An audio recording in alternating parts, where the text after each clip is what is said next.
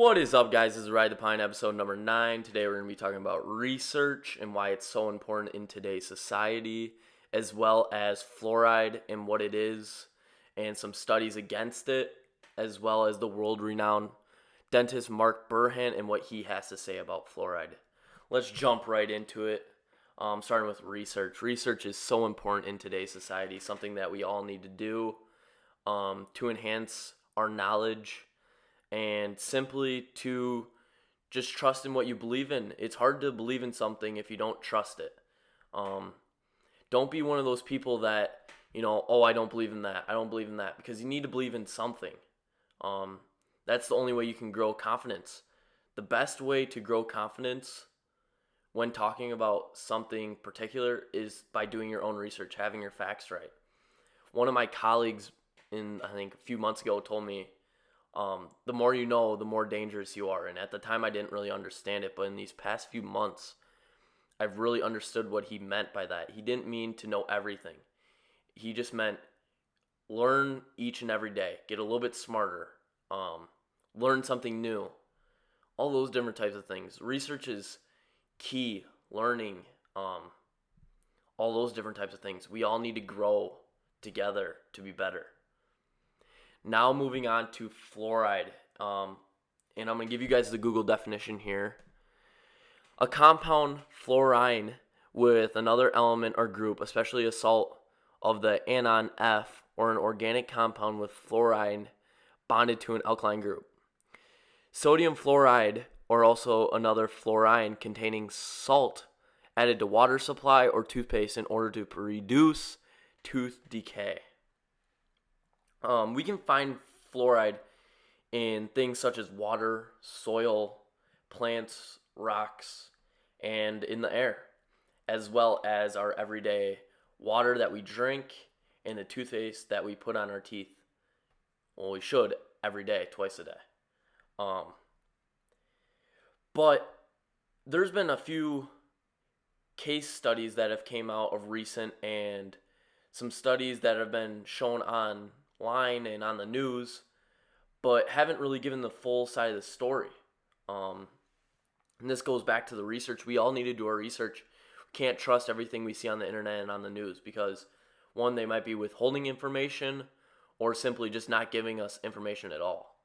So I've went out and I've done a little bit of research, and the first study that I found was in 1991, a study done on rats. And they found the link between fluoride water that was given to rats for 30 days and the relation to bone cancer called osteocarcinoma, the weakening and decaying of bones. Now you think fluoride water, that's pretty diluted. And then the high concentrated fluoride that we are putting on our teeth, which can last quite a few days, especially given how high the concentrate you're given in the toothpaste. But on average, after rinsing your teeth 2 times, between 35 and 45% of all the fluoride is still on your teeth, covering your teeth. And then if you get a professional cleaning by a dentist, the fluoride can last between 2 and 3 days. Now you think that high concentrate fluoride stays on our teeth for that long, and the diluted ones, just in 30 days, they found the weakening and the decaying of bones within the rats. Now, we're putting this high concentrate on our teeth that is sitting there for days, and that can cause holes in decaying of our teeth, which can lead to cavities, tooth infections. But why are we putting this fluoride on our teeth? I just don't understand. Now moving into another study that I found done by ADA, also known as the American Dental Association, states, in quotes, suggested by an association between higher prenatal fluoride exposure and lower IQ scores in children 3 to 4 years old. And then a dentist from the exact same article also said, fully behind our study's conclusions, but as an individual, I am happy to go on the record to say I continue to support water fluorification. Wow. Even though she knows the IQ scores are lower for children between the ages of 3 and 4, she still backs up fluoride. I That makes no sense to me. That is ridiculous that she would say something outrageous like that.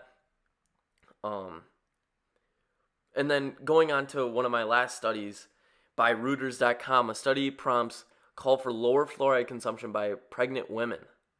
So they are now telling pregnant women, you need to watch your consumption of fluoride. They know that this is not good for kids.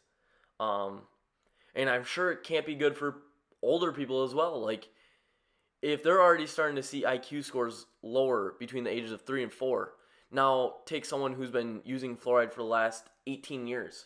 What's happening to that individual? We really need to find that out. And that Reuters study was conducted by a Canadian woman by the name of Jean Emgre, and she states that boys lose between 2.5 points and girls lose between 1.5 points and 2 points on the IQ test. Wow. And that's the average for boys and girls. Boys can get up to 4.5 points and girls can get up to 4 points off the IQ test. That is ridiculous. And we're just not being exposed to this information. They're withholding this information, whether it be on the news, on social media, on the internet. Why is this not something that we are looking at more in depth? It's definitely something we should be, because off of these case studies, it is evident that fluoride is not good for us mentally, like our brains. Like, forget the teeth. Like, you can replace your teeth. You can't replace your brain. Especially at kids' ages of 3 and 4. Like, that is ridiculous. And then moving into my last one, that world-renowned dentist, Mark Barehand, on April 14th of 2020, he stated that he does not think you as an individual need fluoride. And he's a world-renowned dentist, coming out, going against all dentists' words. You know, you see it all on these commercials. Oh, you need this higher strength fluoride, to eliminate cavities. But what if it's actually causing cavities? And due to the first study that I showed you, that is it could be the case. I mean, a lower concentrated fluoride in water was given to rats, and they saw it within 30 days. We have a high concentrate that sits on our teeth for days on end, and what could be happening to our teeth? And it's easy. We see the trend.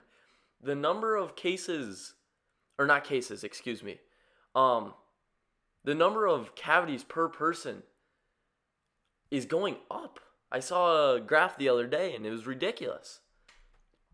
But yeah, this world-renowned dentist, Mark Barehand, he actually even said this. I'm going to pull it up word for word for you guys. In quotes, I raised 3 daughters without the indigestion of fluoride. That was something I decided back in 1988 when I bought my first water filter. I should also add that each of my 3 daughters grew up without a single cavity. That is crazy to me. I'm glad that this guy is finally coming out and stating something for once. And I have had a few cavities in my life, not even gonna lie. And for most of my life, I took fluoride, but in the last year, I've actually changed to a fluoride-free toothpaste that I found online. And when I tell you that this toothpaste is the best thing that ever happened to me, I would get such sore teeth after eating ice cream. They would get so cold, I'd have pain. I could barely even eat anything cold or super hot. Within a week of using this fluoride-free toothpaste, I saw extremely good results. My teeth felt harder, stronger. I was able to bite through things without feeling any sort of pain. I was able to eat ice cream again. I was able to, have some soup and it be hot and like not have to worry about my teeth. It was awesome. And I've actually been using it now for a couple months, and it's the best thing ever. And actually, yesterday I ran out, so I'm like, I have a little bit of this fluoride toothpaste. I'm gonna give it a try. And I'm not trying to give you guys any false information, but when I tell you that I felt the difference, my teeth felt like there was a coating around everything. It was the worst thing I've ever experienced. I honestly mean that. My stomach was hurting at night. Just that coating around my mouth was awful. You guys would never believe it. It was just, after not having it for months on end and then going back to it for even one day, I noticed a huge change. But that's all I got for you guys today. Hopefully you guys like this podcast. Make sure you like and subscribe down below. Comment if you guys want to see any new topics, whether it be sports, business, motivational, inspirational, anything along those lines. Let me know in the comments. Also, let me know if you guys want to have any information from me, if I can do anything better for you guys, make the experience a little bit easier, better. All that is appreciated. And have a good day, guys.